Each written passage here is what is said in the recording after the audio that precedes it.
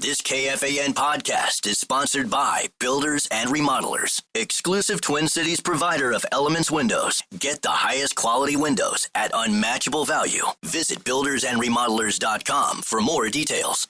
This is your home is where the heart is. Leader Fan Radio Network. Tweet that. And KFAN.com. 1 minute and 45 seconds past the hour of 3 o'clock.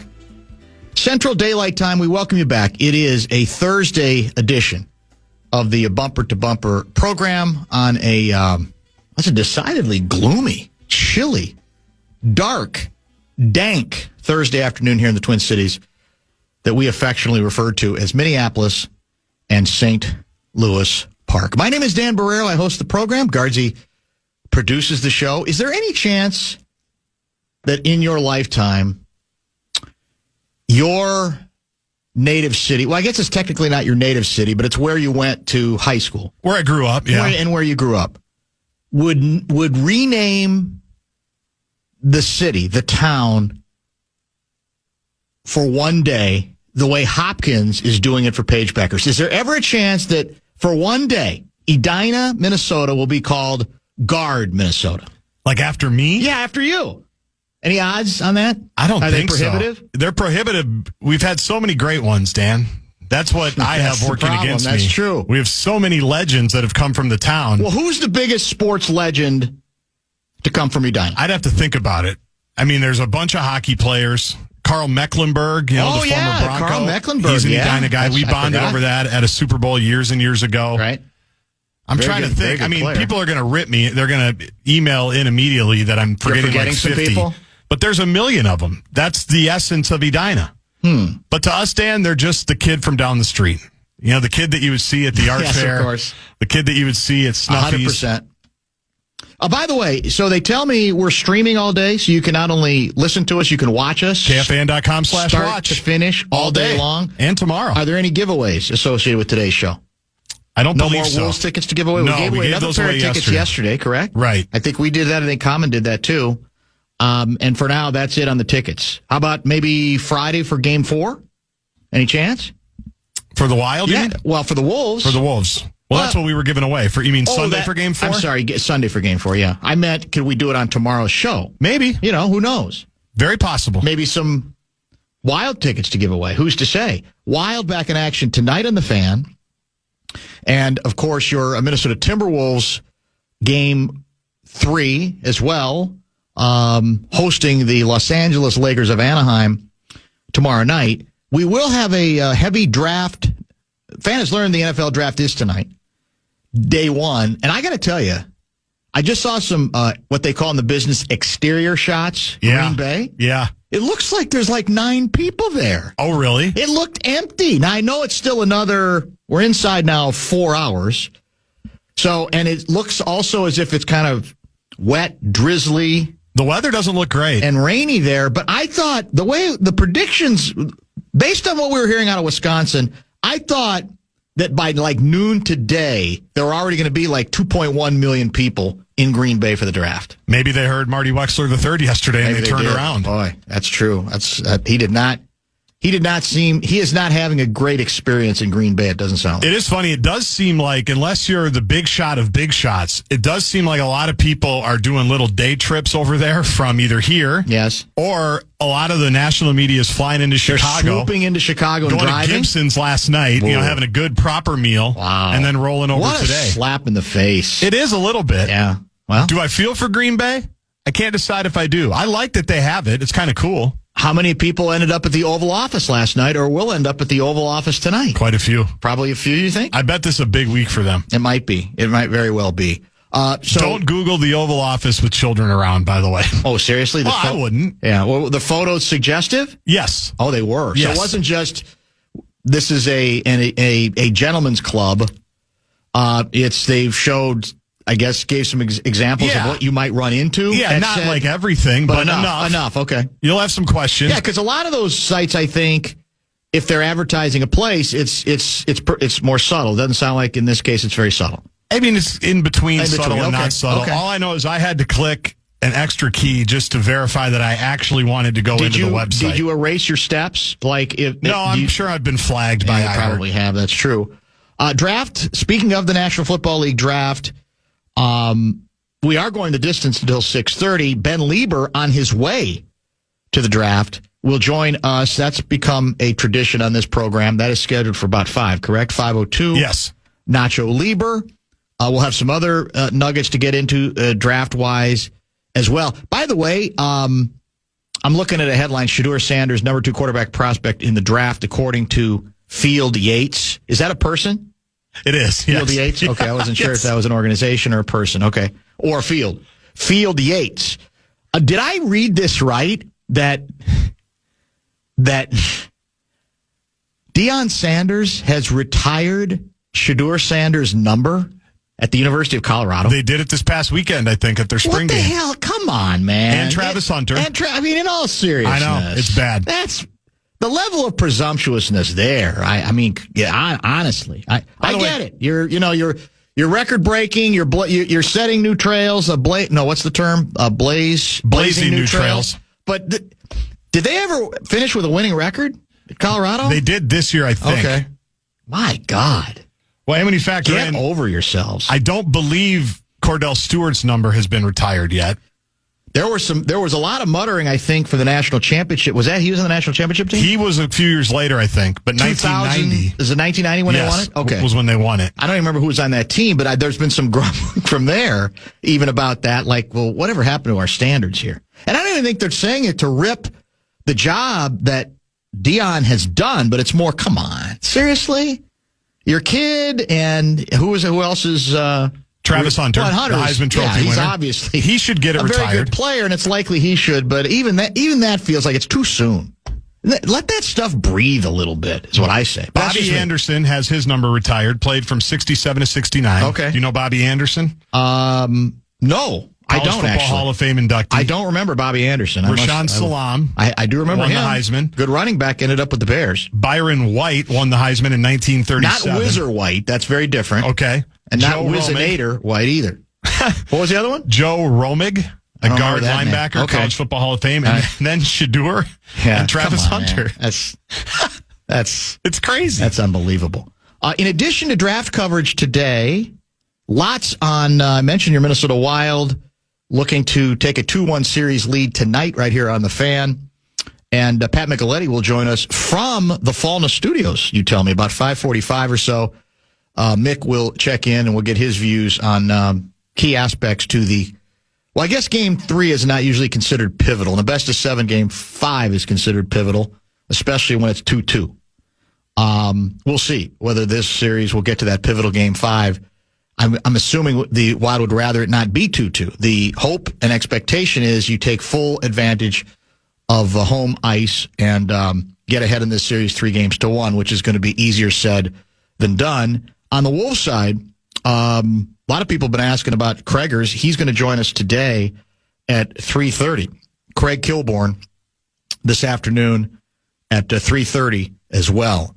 I mentioned that we are indeed, your home is where the heart is supposed to be, leader, because both teams, both the Wild and Wolves, now find themselves in, the same situation in best of 7 series. They have stolen home court or home ice away from their opponents. They come back, splitting the first 2 games on the road in very good position, at least at this point. And yet the irony of it here is, of course, neither team has been particularly dominant at home. The Minnesota Wild finished with a home record of 22-17-2. If I did my math right there, that's the 17th best home record in the National Hockey League. Excuse me? Not very good, right? Minnesota Timberwolves at home this season. 25-16. Better, but still only the 12th best home record in the National Basketball Association. Now, the Wolves have gotten a little better late because their overall record is better late. But even there, you don't have to go back too far to see some losses where you go, what the hell's going on? So this is what everybody, I think, yearns for, right? Is home ice and home court for all the obvious reasons. And yet, for whatever reason, neither of these teams has been particularly dominant, and it sometimes has been downright disappointing and awful at home. Now, that was the regular season. This is obviously the postseason. I guess you could even go back to the playoffs last year, the Wolves playoffs, where they were a better road team than they were a home team, correct? Yes. I mean, the Denver series, yep. They weren't just happy with splitting the first two, correct? No, wait. What, do we have home ice against Denver? No, we won the first two out there. Game 2, we routed them. That's right. That was the heating pack game. That's what I thought. So this pattern pretty much continues, and I know I heard Finchie today say, look, we got to hit the ground running here. We know that. I expect nothing but a great, great start for the club. I don't want it just to be a great start, though, because that's the adrenaline game where even the Lakers go, all right, they're gonna react just like we reacted to game 1. They're going to react to game 2, and they're going to come out on fire. But as long as we keep it interesting, maybe we'll be down 26-16 at the quarter. That's okay. You can come back from a 10-point deficit with 3 quarters to go. So it has to be not only that the Wolves start fast, but that they sustain that throughout. And again, a year ago, regular season, the Wolves were a dominant home team. Dominant. One of the best home teams in all of basketball. And for various reasons, it has not worked out this year. And Russo and I have talked about it on the Wild side, where you had this first half of the year where overall the team had one of the best records in hockey, and yet a lot of home fans couldn't be blamed for saying, God, I'd like to see some of those games. I'd like to see us dominate the way we have been over the course of the first half of the season, because even then, at home, they rarely, the home fans rarely got to see the Wild at their best. It's very odd. I don't know if there's any, it could be coincidence. I don't even know what the explanation is. But it is interesting that both the home teams that now are looking forward, we think, in theory, to having home ice and home court advantage have been relatively ordinary home teams 2024-25. I was thinking about it all weekend when I'm trying to figure out, can the Wolves get game 2 as well? Because the other thing we learned a year ago is Luka does not mind playing at Target Center. I think Luka does not. I think he welcomes it. He enjoys playing at Target Center. He enjoys playing everywhere, obviously. But how many will there be a pregame conversation by somebody in authority to the fans? I'm being totally serious. Leave them alone. Saying, look, we get it. Part of the game is you want to get Luka going. There's some players that's not a bad strategy. They might even lose themselves in it. But we're not convinced that's the best strategy here. Don't poke the Luka bear. Leave the Luka bear alone, because he's looking for that, and he's actually going to be more frustrated if he can't find a fan to mock back. To yell the F word. Or to yell at the F word. Now, he'll probably invent it. Knowing him, he'll pretend somebody was being rough on him. But I dare say somebody in authority needs to have that fireside conversation right before the game to say, whatever we're wearing, whatever you're doing, leave Luka alone. We do not need to mess with that guy. Fan and BigDeck.com. I'm going to give you a shot to put $1,000 in your hand. Actually, they want to give you bonus bucks. It is our national cash contest, and you can enter the keyword bills at KFAN.com. Your first shot at winning today. Go to KFAN.com and enter the keyword bills. The ultimate local National Football League draft angle. That's next. Fan.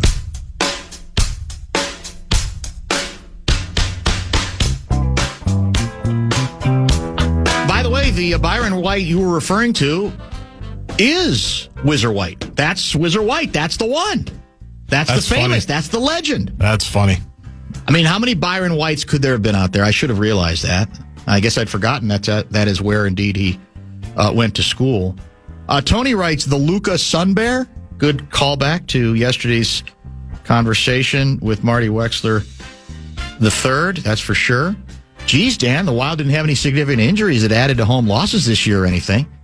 I don't think we were ever good at home this year, even when we were healthier. That is correct. I don't got off to a great start on the road. It probably didn't help, but later, but I don't think that had anything to do with it. John the Mail Carrier, Cordell Stewart had a college record of 27-5-1. Shedeur Sanders 13-11. Is that so maybe neither accurate? of them. It could be 13-11, and your number is retired. Honestly, he sold out Folsom Field, though. That's just, yeah. I guess we're happy for him. If I put this under the classification of if I knew this, I've completely forgotten it. You saw, or were you already aware of the ultimate local angle when it comes to the National Football League draft? I don't know if I am. Well, on May 19, 1935. The National Football League Board of Governors, so to speak, the owners, approved a plan for what we call the NFL draft, what we now think of routinely as a National Football League draft. Goes back that far. And before then, it was smoke them if you got them. I mean, if you sign whoever you want to sign, it's a free-for-all. We don't care. But a significant change took place. And the reason it took place was the son of Polish immigrants, a guy named Stan Kostka, born in St. Paul in July of 1912. He's the guy responsible for the National Football League draft getting its start when it did. He was a legendary Golden Gopher player. He started apparently at Oregon, and I guess transfer portal was already in for him. He comes back home to the University of Minnesota. He was a fullback, 6 feet tall, 220 pounds. He comes back to the home country for his sophomore year. In his first game as a Gopher, he scores 4 touchdowns in the first half. Legendary guy. Over 3 seasons, average yards per carry, almost 7. 6.8. Team goes undefeated in 34. He's a junior, but the Big Ten says, not so fast, my friend. All your eligibility has been used up. They talked about, well, that freshman year at Oregon, even though it was the freshman football team, it's a year that counts against you, so your career is over. So he says, all right, I guess I got to turn pro. At which point, basically all 9 teams in the NFL are trying to sign him. He's in high demand. Everybody thinks he could be the next big thing. There's all kinds of rumors that several teams are close to signing him. And he apparently later looked back on his own negotiating tactic. Quote, a team would send me a wire and say they'd give me $3,500. I'd send a wire back and say, Green Bay or the Bears said they'd give me $4,000. And he kept that up. He didn't need an agent. Yep. He was his own agent. The Eagles apparently were so bitter about missing out on Kostka, Kostka, they convinced the National Football League that it's time for a draft, that we have to have a more orderly process. We're not going to get jobbed by the officials. And I have to be honest with you, I don't remember ever having heard his name. Have you? I don't think so. Unless, again, we forgot it. I guess it's possible I forgot it. You would think I would know that name, that I would have come across it at some point in a game note somewhere, but I don't think I've heard it. Stan Kostka. And the story, I'm looking at, this is a piece that appeared, I think, in the Daily Gopher a few years ago. He was a complete bust in the NFL. He lasted 1 year. Wow. He apparently got hurt a bunch, and he couldn't he just couldn't hold, his body just would not hold up. And so all that fanfare did not lead to any kind of distinguished record as a professional football player. I'm just fascinated that I guess I never really thought much about how far back the draft went. And the impetus I just assumed as well, it's just a more orderly way, but it had to start for some specific reason. And it, in this case, started for this specific reason involving one of us. I mean, how good a name is Stanislaus? Stanislaus Kostka. You want to talk about South St. Paul? Oh, big time. Blue-collar sensibilities? Big time. Are you kidding me? He should probably have his name in the Glenn Mason Ring of Honor. Probably should. That we need to get established. Is he, I don't know if he still, I wonder if he still holds any Golden Gopher records. I'll look at a media guide. 4 touchdowns in the first half of his first game as a Gopher is pretty good, right? I think Darrell Thompson had something close to that. Is that right? Yeah. I think that was in the second half when he played. I'm pretty sure. By the way, if there's any member of the Kostka family still around, hit the Bradshaw and Bryant KFAN text line. Love to hear from you. 646-86. I mean, there's could be some relatives here, right? The son of Polish immigrants. That's such a good throwback football name. Stanislaus Kostka. I just love it. And he's all ours. We're the guy. We're the market that apparently got this whole thing started. And by the way, looking at the photos of him, good looking guy. Really? Like I said, 6'1", about big strapping lad, blonde hair. Of course. Looked about as Nordic as possible, I must say. In fact, I'm looking at a photo from 1934, the Minnesota Historical Society. Curly hair. I mean, matinee idol. Good looks. Stan Kostka. I wonder what he went on to do once football. We'll look it up. I'll look it up. Did not work out for him. Yeah, if he's still around. So anybody's got any Kostka connections, thank you to Dan Winnesota, as always, the unofficial historian of the sports historian of the Bumper to Bumper program, for reminding me of that link and that connection. Because for all I know, he told us this a year ago. Right. And on draft day, we talked about it. But I'm likely to repeat myself. You, I think, are more likely to remember it. Yeah, I don't think I remember this. And unless you were off that day, I think you were on the draft day a year ago. I think I was. I have no recollection of this particular nugget. I love it. Knowing how things roll around here, Stanislaus had like 4 kids, and they all went to Wisconsin to play basketball. Think about it. How bitter would you be? I'd be bitter. That's probably true. what I'm going to find out. I'm going to do a 23andMe, family tree bit. I'm going to find out that they're big time Badgers now or something. We're already getting the texters. The updates. Stan Kostka had a sporting goods store in Fargo, North Dakota for years. Legend. Head football coach at North Dakota Ag. Oh, that's awesome. I'm going to take these people at their word. Is that dangerous? No. Those are back-to-back North Dakota bits. Yeah, that's very, very true, Davey. So is he really ours? It sounds like he's more North Dakota's. Well, that's a fair point, but I mean, it sounds like he was born, as long as he was born here, if he was born in South St. Paul, I mean, I guess he could have grown up someplace else. Maybe that's it. Maybe that's why we don't adopt him or claim him as much as we should. He did die in Fargo, North Dakota. Fargo, okay. In 1997, 84 years old. But he was a Packer. He was a South St. Paul high schooler. It's all that matters is if that's how it started, then that's okay too, for sure. All right. The plan again today, draft conversation with Ben Lieber at 5:02, hockey conversation with Pat Micheletti at 5:45, and then there's the hard to occasionally describe whatever our conversation tends to be like with our next guest, Craig Kilborn, Dateline, as far as I know, Los Angeles, California. We'll find out if he's coming in for games 3 and or 4, as he has been known to do before. The outstanding, very loyal Timberwolves fan, his reaction to the split. If he's interested in doing any trash talking with Luka, he can do that on the 100,000-watt radio as well. Mr. Kilborn is next. Only Kilborn could have any sort of recall regarding this particular song and this part of said particular song. You always were was that Dave Loggins? What Loggins? Which Loggins was that? That's a great question. I think it's Dave Loggins, Kenny's brother. I didn't know they were brothers. I don't think they are, actually. It's a symbolic song because of what's going on right now. I'm the rambling man, and she says, "Come home," and I should be there at games 3 and 4. And are you looking it up, Guards? Or do I have to? Oh, it is Dave Loggins. Dave Loggins. Yeah, it's Dave Loggins. I was pretty sure on that. Please come to L.A. and live forever. Live forever, and that's you. I've got a house looks out over the ocean, and some stars fell from the sky, and they're living up on the hill. Think of that.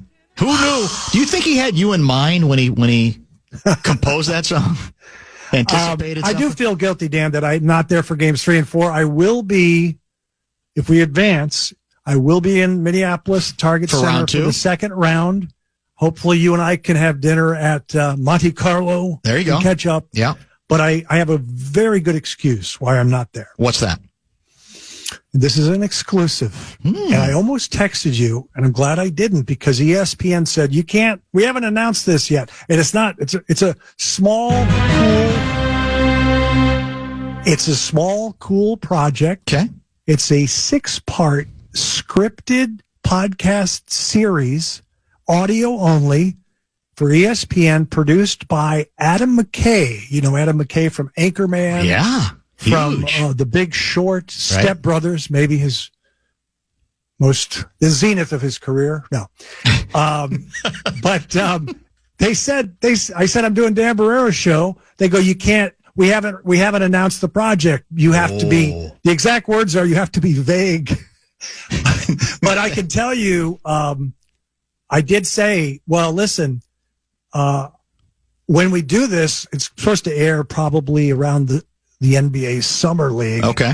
I said, I insist that I get to do Dan's show first. Screw Colin Coward, Ryan Russillo. Nice. Call her daddy podcast. I'm doing Barreiro first. And so the lawyers are working on that. So hopefully I'll be able to come back and give you the details. All I can say is it's about a unique sports character that no one's heard of. And I'm playing that character. And this is the last thing I'll say. He is the Bill James of basketball. The Bill? Oh, I love it. Don't look it up. So the deal's done. Yes. It's just that you can't give more particulars than you've already shared. Correct. But I think you'll like the project, because I'm sure you're a fan of Bill James, the statistician, baseball, and the movie Moneyball. Great admiration. We've had him on many times. Well, actually, I don't think we ever have. Have we, Garza? Not in my time. No, I don't think not in my time. I don't think we've ever had him on. Maybe one day. The truth.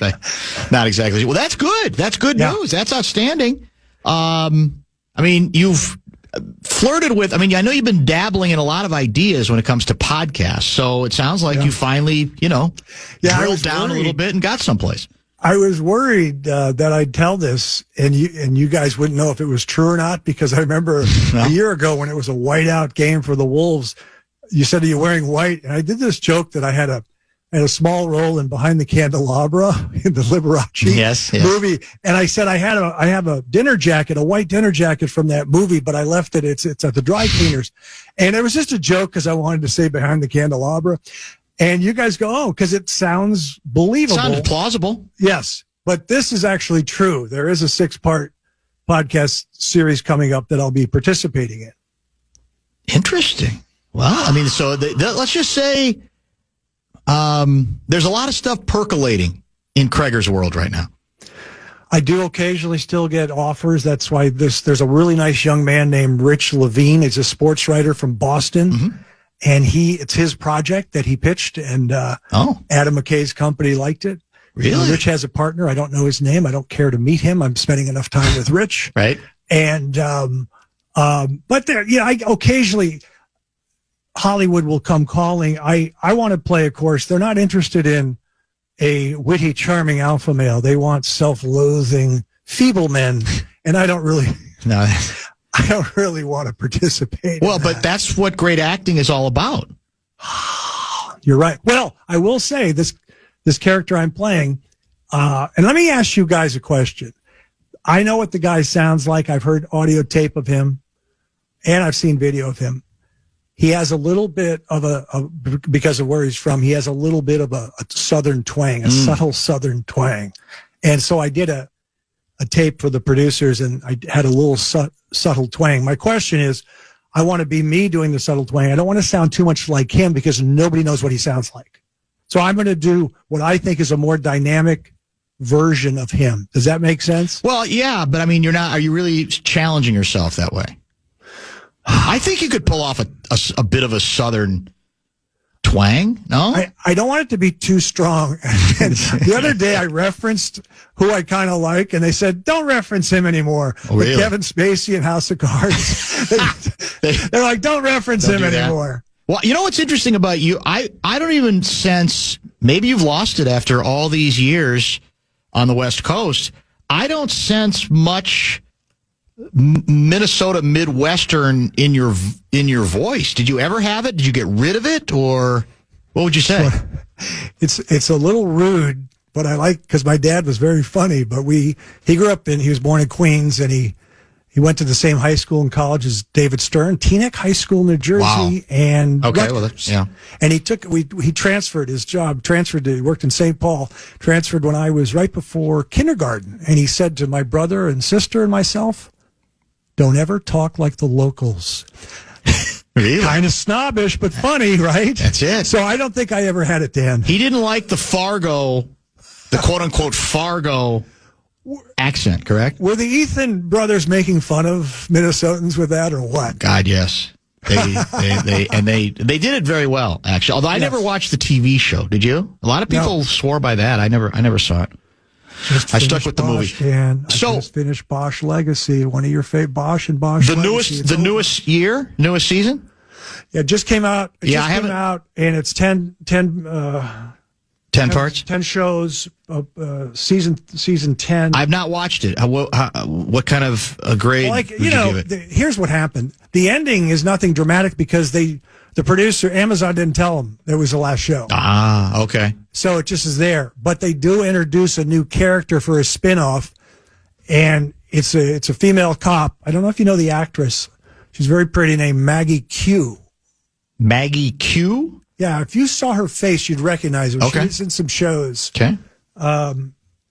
Anyways, I think they're going to do a spinoff. Spinoff, sure. There's always another year, one way or another, even if it's a different show. All right. So, by the way, did you attend game 1 or 2 in LA? I did not on purpose. I did have tickets. I have been traumatized from the Kobe Shaq years of being stuck. Then it was Staples, stuck in Staples. Right. Now it's Crypto. Yep. When the fans go berserk, just over the top. And I can't turn the TV off when I'm at the arena. Yeah, so I watched at home. You know what's interesting? You know how you watch a game. But to your point, imagine if you'd been there for the carnage they endured in game 1. It would have been delicious for you. I would have pushed Jack Black. I would have taunted people. Yes. And the funny thing is, I'm sure I remember after game, I went last year at Target Center. I went to games 3 and 4 against Denver. We had won the 2 in Denver, and then we lost 3 and 4. And I saw you briefly after the game. I walked by the media row, and I said, I think Denver's a better team. You did say that. And just the way their offense was so smooth. And then after game 1, I was really anticipating game 1 for the Wolves. I obviously think we're a deeper team. I don't think that's going out on the limb, but I just said, man, we're a better team, and we just proved it in game 1. Now I'm going to chill out with that because it doesn't matter if you're a better team, because if you're a better team, it's by very little. Sure. This is a war. It's going to be physical. It's going to be really physical. And, I don't know if you guys noticed, and I love Jaden McDaniels.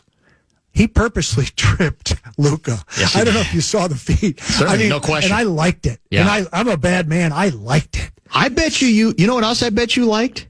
What? That I think, not exactly planned, but maybe serendipitous collision between Randall and Luka. I loved it. That was no mistake. He couldn't have planned it, but once he saw where he was, I think Randall reveled in it. Yes. I saw that. That was violent, and he said, I'm going to come down hard. I lost my balance. Let me clobber him. Exactly. He's got the excuse. Well, we just came together, and it just, the sort of thing that kind of happens, because nobody really accused him of anything. That's the best kind of physicality, is it not? Yeah. Yeah. Yeah, but I've always worried, mainly against the Warriors with Draymond and stuff, that someone's going to, I don't even like to say, I'm not superstitious, but someone would undercut Ant or something on a high flyer to the rim. So and you saw what happened yesterday to Jimmy Butler. Yep. But we all knew that the Lakers were going to come out like they did in the first quarter, and our offense was really bad. I wanted to tell you something. I looked something up. I looked up the box score for Game 7 at Denver, and we shot 39% in that game. Sometimes these games get so intense that neither team shoots well. The Nuggets shot 41%. All of the stats are pretty. We out-rebounded them by 3. We had the same number of assists, 9 and 10 turnovers, similar. We killed them at the free throw line. We shot 30 free throws. They shot 16, the Denver Nuggets. So you got to do something in these games, whether it's 3-pointers or free throws, keep the turnovers down. I don't know what it is, but don't you anticipate this being a really close series? Yes, I always did. I mean, I always liked the Wolves' chances. I thought nationally it did get silly, the number of people who were saying Lakers in 5. And then, of course, as you know, one game flips it. And then it's, well, the Lakers might not ever win. It's a bad matchup for the Lakers, and it gets crazy. Yep. Give me the player. So, you mentioned the shooting issues this last game.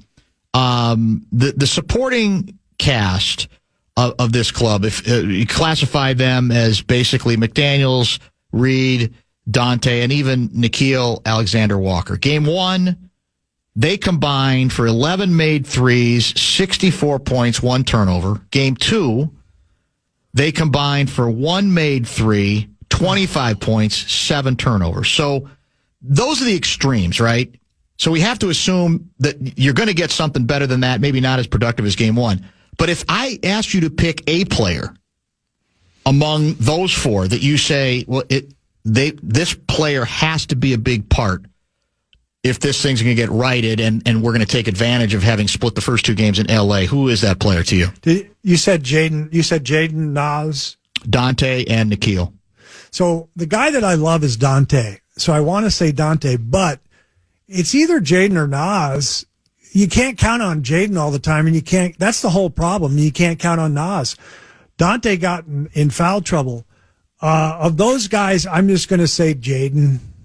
I don't know if it's him, but I'm really proud of Julius Randle. I'll tell you that. We gotta get our offense going, and I always put pressure on Ant. I heard some guys that I respect talk about the problem after Game 2, and one is he's only 23, which I hate hearing. It's his he fifth didn't know year. you could step on the jugular in Game 2. Ant's got to really do something in Game 2 to step on the jugular. The other thing the guy said that I respect, I had picked the Wolves in 6, and this guy said if they're going to win, it's going to have to be in 6 because in Game 7 at L.A., forget the fans and the refs. I know I will never forget the refs, but he said the IQ of Luka and LeBron is too high, and they'll win a Game 7. So privately, I still say I want to win the next 3 games, but it might be 6, Dan, if we're going to win it. Yeah, I think it's more likely 6. And I actually think they could win a Game 7 there. Now, a lot depends on what precedes it, but I know, and there's a lot of people who say, well, we'd never get any calls out there, especially if it was a Game 7, and we can argue about that too. But I don't know. I think you hit on it, though, that this is really more about the offense. I even think the defense, which played pretty well after the first quarter in Game 2, well enough, you could argue, to win, feeds off of, I actually think the defense gets even better when the offense is rolling. And to me, that's where this thing, they have to consistently figure out, I'd like to think they could do what they did in Game 1, which was go downhill as much as they did. But clearly the Lakers played with a little bit more attention to physicality and detail, particularly at the start of Game 2. And I can't have Dante and Nas get in foul trouble. No. I was surprised Dante didn't play at the end of the game. They went with Mike Conley. And you're going to have to play Mike sparingly, I think. Yep.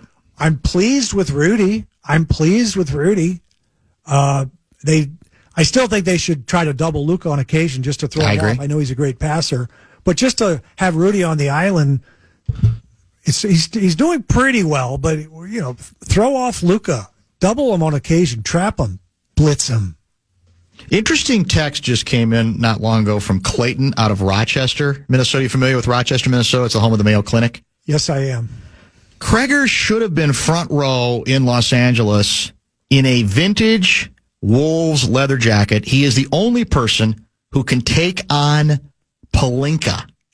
As you know about the Pelinka jacket, right? Oh, yeah. We've talked about it a great deal on this show. There it is. That's it. You loved that Pelinka jacket, didn't you?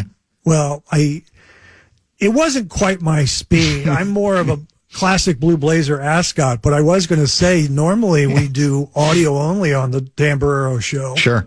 And now I'm seeing myself, and I'm thrown off because, like the great character from Greek mythology, Narcissus, who fell in love with his reflection in a pool, I am transfixed.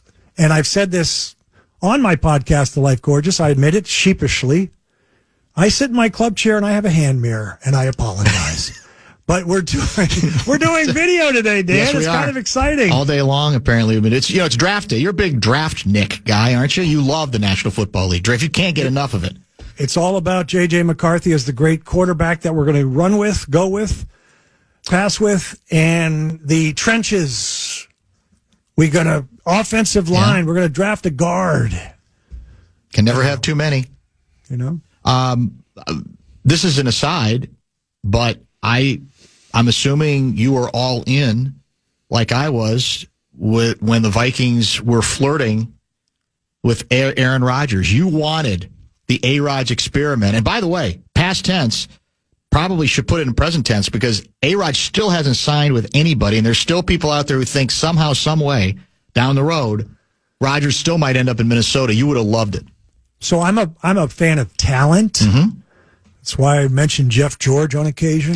The gunslinger, yeah. I love Dan Marino. I am fascinated by Aaron Rodgers as his throwing motion. So my thing on J.J. McCarthy is it's going to be his rookie year. And I've said, and no one's disagreed with me, his stats, his rookie year, will not be as good as Sam Darnold's were last year. Correct. Sam had a tremendous year. We don't know how good he's going to be.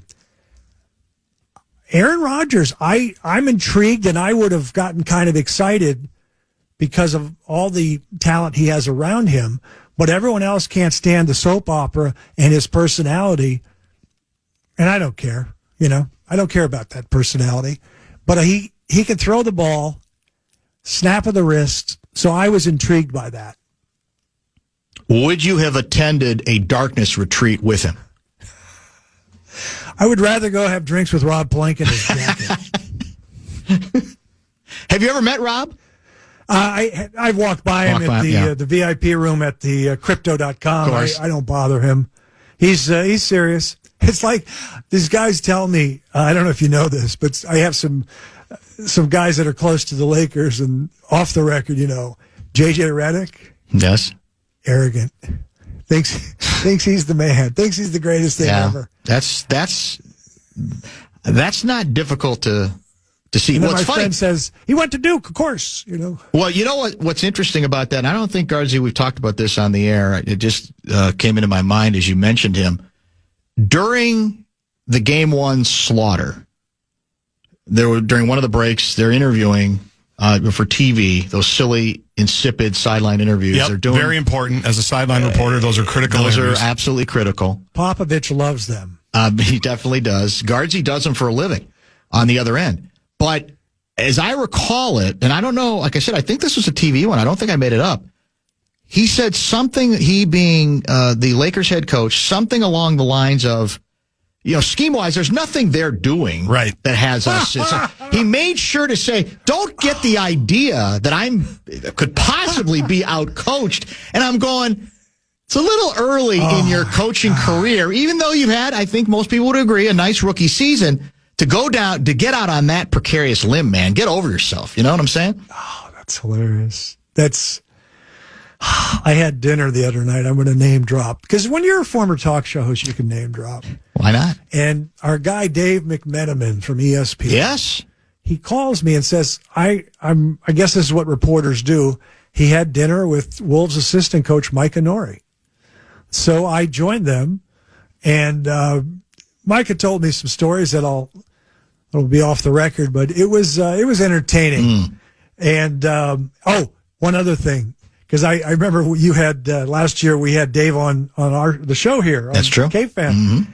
And we put you on the spot because Dave and I, he's a Kobe fan, but admits that LeBron is better than Kobe. Right. And then he goes to Tim Duncan because he's trying to get a victory somehow. Yes. And you, of course, said Tim Duncan. He pulls this with Micah Nori, and Micah Nori just goes on and on about how great Tim Duncan is. So, oh, no. So Dave McMenamin lost again. Lost again. Yeah, I don't know how you... that's one that's not one you see coming. That's usually not a comparison that people get into, which is probably what makes it interesting. Didn't we talk about Micah before that he made his fame a long time ago as a baseball player at my alma mater, Indiana University? Yeah, he played baseball. Yeah. He was a shortstop. His son was a first-round pick, I guess, with the Phillies organization, and he's an outfielder. Do you know the Twins are playing, right? Well, actually, it's been a rain delay. Let's see if it's updated. Twins are your favorite baseball team, losing to the White Sox. Oh, it's a final. I think they finally called it through. They got through 7 innings, so it's an official game because there's all kinds of rain here. White Sox 3, Twins nothing, in front of about 856 people. Well, just to show the range, Buxton homered yesterday. Well done. And Kaprizov is one of the top 5 players in the NHL. The pass the other night, the little lofting pass, You was loved that, didn't you? Is that what they call, Guardsy? What's the saucer pass in hockey? I'll ask Mick. That was pretty much a saucer. That was a saucer, Yeah, right there. that That's was what a they call a saucer. saucer. Yeah. Looks like a Frisbee. You kind of throw it like a saucer. It was impressive. Let's do this. I got to take a break. You got one more segment in you think? Yeah, we're going to bump Lieber, and I'm ready. For sure. Craig Kilborn checking in from the left coast. We'll get one more quick segment in with him after a brief pause here.